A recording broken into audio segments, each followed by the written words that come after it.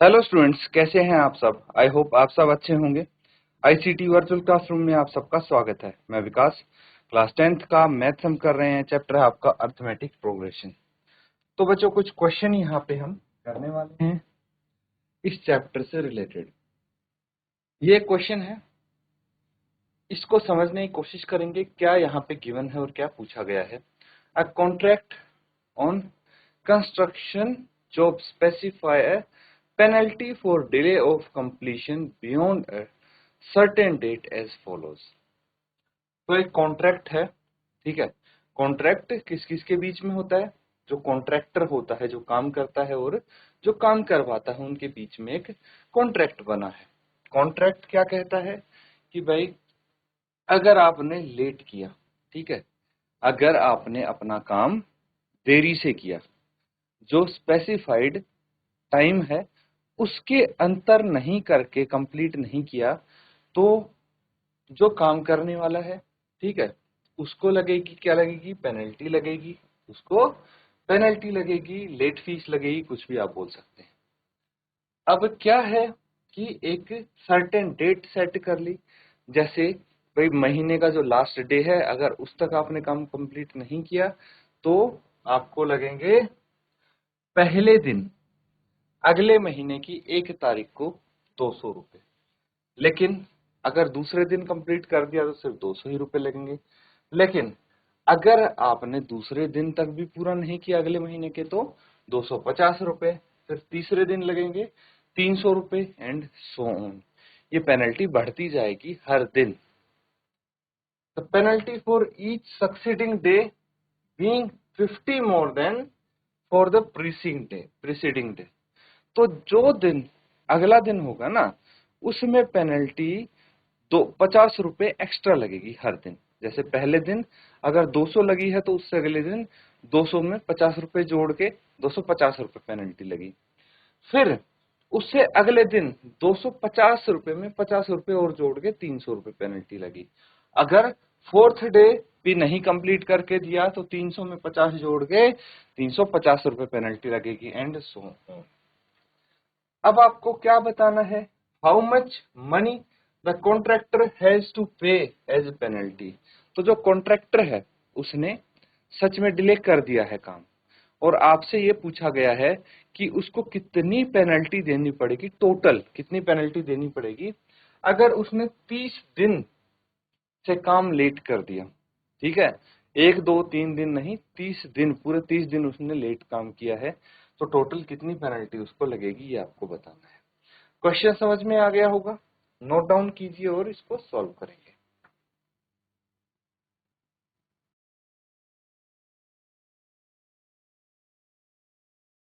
तो बच्चों, क्वेश्चन कैसे सॉल्व होगा? ठीक है, सबसे पहले तो ये समझना पड़ेगा कि क्या ये एक एपी बन रहा है, जो पेनल्टीज हैं, ठीक है, वो एपी फॉर्म कर रही हैं या नहीं कर रही। तो हाँ, ये पेनल्टी एक एपी फॉर्म कर रही है। क्यों? क्योंकि देखिए, पहले दिन अगर 200 दिए हैं, दूसरे दिन 50 रुपए बढ़ा के दिए हैं, तीसरे दिन भी 50 रुपए बढ़ा दिए, तो हर दिन 50-50 रुपए बढ़ रहे हैं। दैट मीन्स इनका डिफरेंस सेम है। ठीक है, तो ये हम बोल सकते हैं, क्या बोल सकते हैं?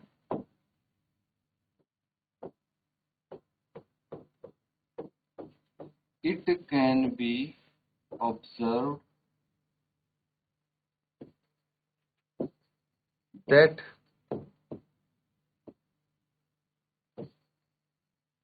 the penalties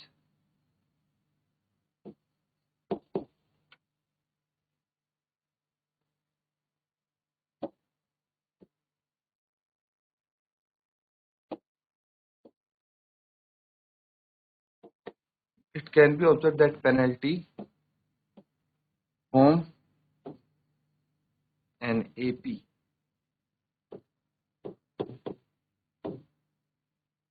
with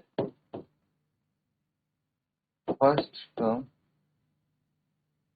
that is A, कितनी है? 200, एंड कॉमन डिफरेंस क्या होता है? D, वो है 50। यही है। तो अब हमें पहली टर्म पता है और कॉमन डिफरेंस पता है, हमें निकालना क्या है, total penalty, how much money the contractor has to pay, अगर 30 दिन से उसने काम डिले किया तो total penalty for the delay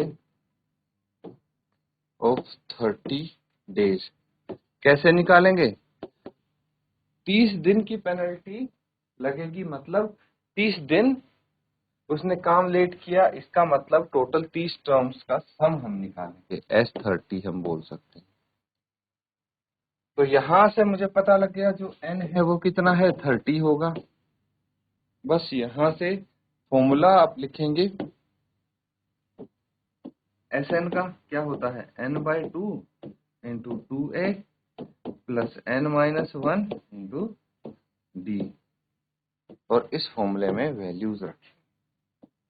n की वैल्यू 30 है, S30 निकालना है हमें, तो 30/2 इंटू 2a कितना है 200 प्लस 30 माइनस 1 और कॉमन डिफरेंस है 50। ठीक है, इसको सॉल्व कर लेंगे, 2 से ये कट गया, 15 आ गया, 15 इंटू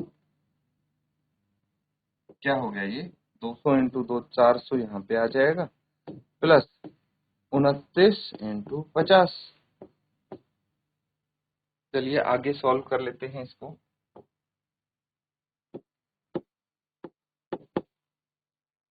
15 इंटू 400 ये as it is, plus 29 into 50 करेंगे हम, तो कितना आ जाएगा, 0 एज इट इज। ठीक है, तो 5 इंटू 9 49, 4 बच गए, 5 इंटू 2 10 प्लस 4 14, 1450 आपका यहाँ पे आंसर आ जाएगा। फिर इसको फर्दर ऐड करेंगे तो ये आ जाएगा, 1450 में 400 ऐड करेंगे 1850 आ गया, इनको मल्टीप्लाई करना है आपस में, तो ये कितना हो जाएगा, 0 एज इट इज, 15 इंटू 5 75, 7 हासिल, 15 इंटू 8 120 प्लस 7 127, और यहाँ पे 12 हासिल, 15 इंटू 1 15 प्लस 12 27, ये आंसर हो गया। तो आप लिख सकते हैं therefore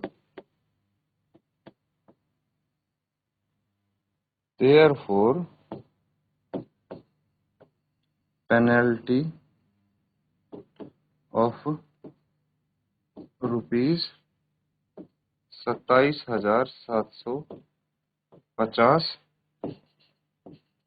has to be paid. कितनी पेनल्टी देनी पड़ेगी, नोट कर लीजिए।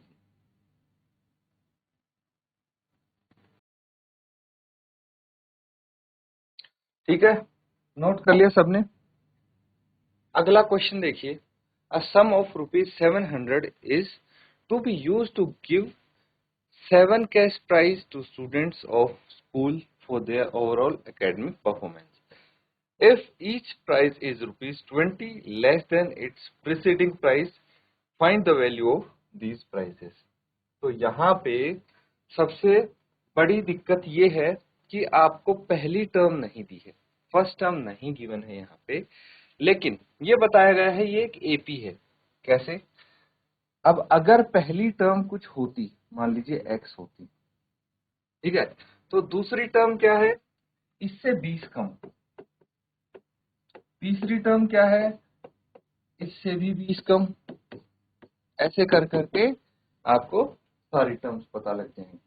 मतलब क्या है कि 7 बच्चों में टोटल 700 रुपए बांटे गए हैं, और 700 रुपए इस प्रकार से बांटे गए हैं कि पहले बच्चे को जो रुपए मिले, दूसरे को उससे 20 कम मिले, और दूसरे को जो रुपए मिले, तीसरे को उससे 20 कम मिले। ऐसे ही हर बच्चे को अपने से पहले वाले से 20-20 रुपए कम मिलते जाते हैं। तो आपको क्या बताना है, हर एक प्राइस की वैल्यू बतानी है। ठीक है, मतलब सारी की सारी टर्म्स बतानी है इस एपी की। ठीक है, नोट कर लेंगे इसको और सॉल्व करने की कोशिश करेंगे।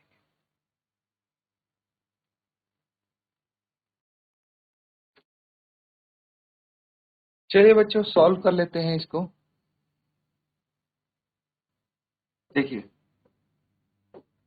सबसे पहले हमें क्या चाहिए, ए चाहिए, है ना, और डी हमें यहाँ पे पता लग जाएगा।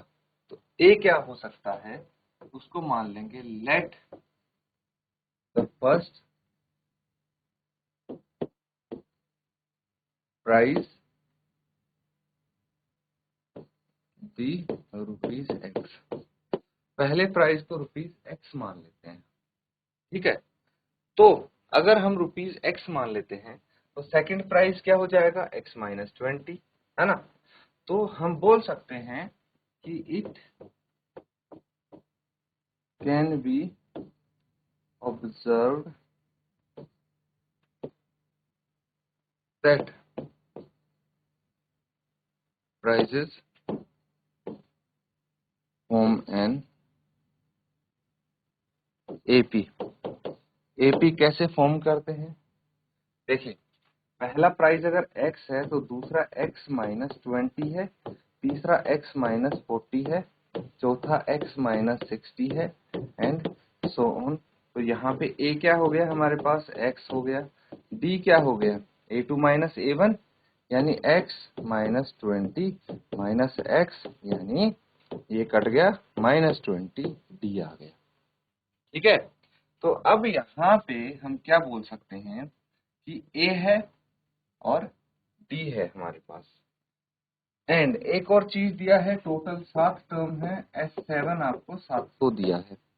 तो यहां से हम x की वैल्यू निकालने की कोशिश कर सकते हैं।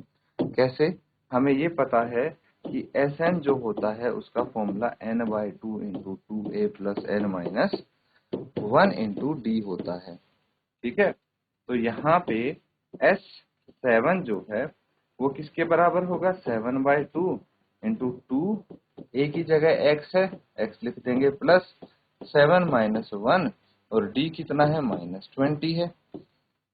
इसको हम आगे सॉल्व करेंगे तो S7 तो 700 है, इज इक्वल टू ये 7/2 into 2x plus 6 into minus 20 यहाँ पे आ जाएगा। ठीक है, तो एक काम कर सकते हैं हम इस 2 को लेफ्ट हैंड साइड ले आते हैं, मतलब कॉमन निकाल लेते हैं।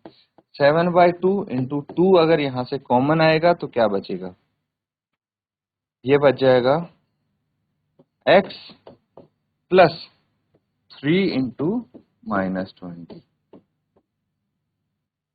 यहाँ तक चीजें समझ में आई। अब इस 2 से ये 2 कैंसिल आउट हो गया, 7 को लेफ्ट साइड लेके आते तो 700/7 यहाँ पे आ जाएगा। ठीक है, 700/7 इज इक्वल टू यहाँ पे रह गया x माइनस, देखिए कितना है, 3 इंटू माइनस 20 माइनस 60 आ जाएगा, माइनस 60 यहाँ पे आ गया। इसको हम कैंसिल आउट कर देंगे। ठीक है, तो ये कितना आ जाएगा, 100 is equal to X minus 60, 60 को भी लेफ्ट साइड ले आइए तो 100 plus 60 is equal to X. तो x आपके पास क्या आ गया, 160 आ गया। ठीक है, x क्या है, a के बराबर है जो कि कितना है, रुपीज 160 है। ये आपके पास आ गया, फर्स्ट टर्म आ गई। अब सारी टर्म हम निकाल लेंगे। a2 क्या हो जाएगा, a2 हो जाएगा a प्लस डी यानी 160 प्लस माइनस 20, और ये कितना आ जाएगा, ये आ जाएगा बच्चों a2, 160 में से 20 गए 140। a3 क्या आ जाएगा, a प्लस 2d यानी 160 प्लस 2 इंटू माइनस 20 यानी 160 माइनस 40, ये आ गया 120। क्या है ये, a2 है। ठीक है। फिर A3 क्या होगा,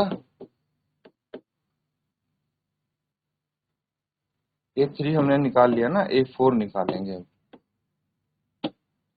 A4 क्या होगा, A plus 3D, 160 plus 3 into -20, कितना आ जाएगा ये, 160 माइनस 60, तो ये आ गया 100। ठीक है। A5 क्या हो गया, A प्लस 4D, यानी 160 प्लस 4 इंटू -20, कितना आ जाएगा ये, 160 माइनस 80, यानी कितना आ गया, 80 आ जाएगा। ठीक है। उसके बाद A6 निकालेंगे, A plus 5D, that is 160 plus 5 into -20, कितना आ जाएगा ये, 160 माइनस 100, ये आ गया 60। एंड A7 क्या आ जाएगा, A plus 60, that is 160 minus 6 into -120, कितना आ जाएगा ये, 160 माइनस ये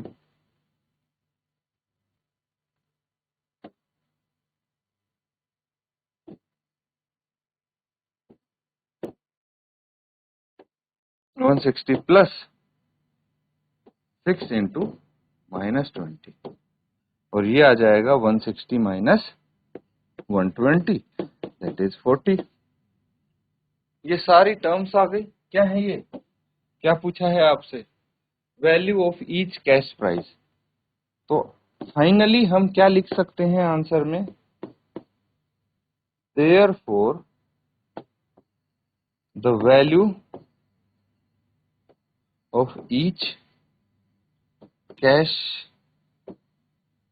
प्राइस क्या है, ₹160, ₹140, ₹120, ₹100, ₹80, ₹60 एंड ₹40, ये आ जाएंगे साथ के साथ कैश प्राइस की वैल्यू। ठीक है, नोट कर लीजिए इसको।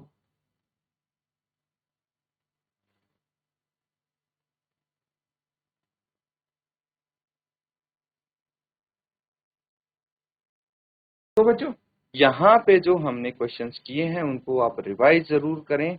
इसी के साथ आज का सेशन यहाँ पे एंड करते हैं। Thank you and have a nice day.